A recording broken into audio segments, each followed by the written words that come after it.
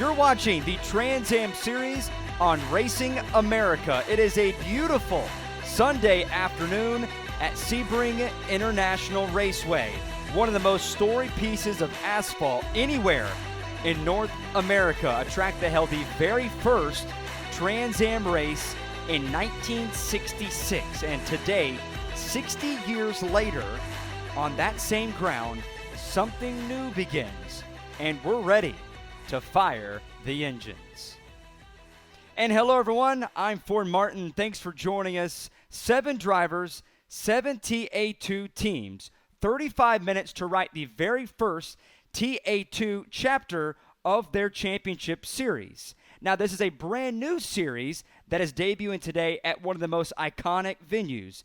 President Andy Lally called it a great first step and a place for racers who want a professional level event, live streaming, and real competition without the full commitment of the Pro Series or those that are looking to graduate to the Cube 3 TA2 series. Lebeco still holds on to the lead, but Bruce Raymond right there in striking distance as he trying to make a move down here. Hard on the brakes. He pulls the move. Now it's Bruce Raymond. He will take the lead. Raymond gets a little too hot. Into the grass he goes. Lebeco, he'll recapture the lead. And Lebeco, after allowing Raymond to get by him, Raymond too hard on the brakes. He goes into the grass. He'll recover and stay in that third spot. Back in the field today, you see that number 11 of Paul Ruth in that red and blue machine. The realtor turned driver here this weekend. A battle for the lead. John Atwell in turn number 17. And getting a little too high right there. Atwell had a really good corner. And they made their way down the front stretch. Trying to pull the block. Atwell is there. Atwell crosses over. And they're going to be side by side as they make their way down the turn number 1. Atwell peeked out of line. Not going to be enough to fool James Lebeco. Here comes Atwell. Atwell pulls the move. John Atwell side by side. He decides to pull out of it. Knows he's a bit faster than the driver of the 89. Chooses not to make the move and stays in line. Might be a wise move, but still good work by James Lebeco, not being fooled with Atwell putting a lot of pressure.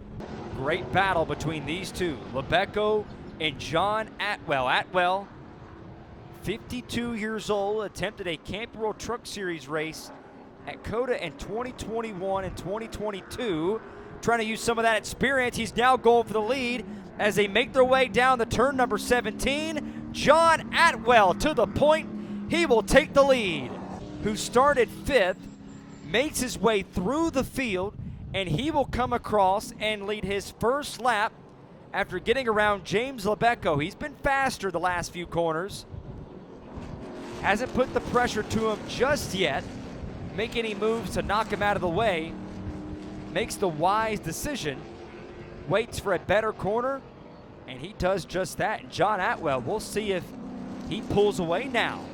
And that M1 Chevrolet. Take a look at another one of these little M1 cars. There's Renee Molina.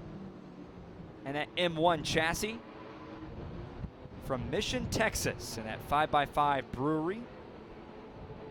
Taking a look at a battle for that second spot.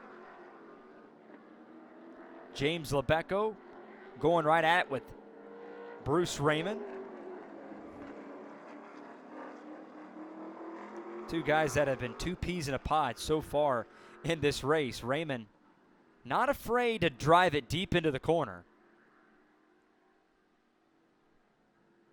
And Lebeco, he had no chance. How about Raymond this time? He'll stick it in there.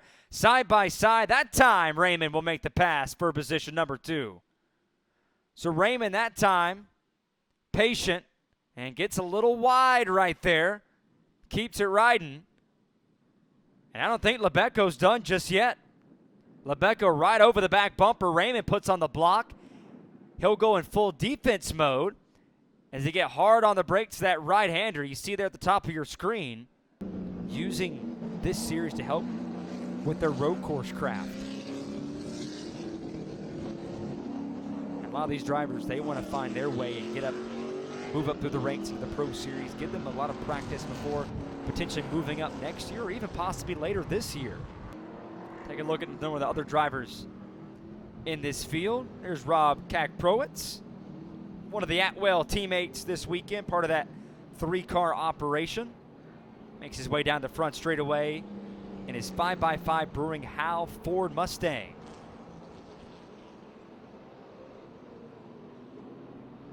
One of those Howe chassis, one of the approved TA2 tube frame builders.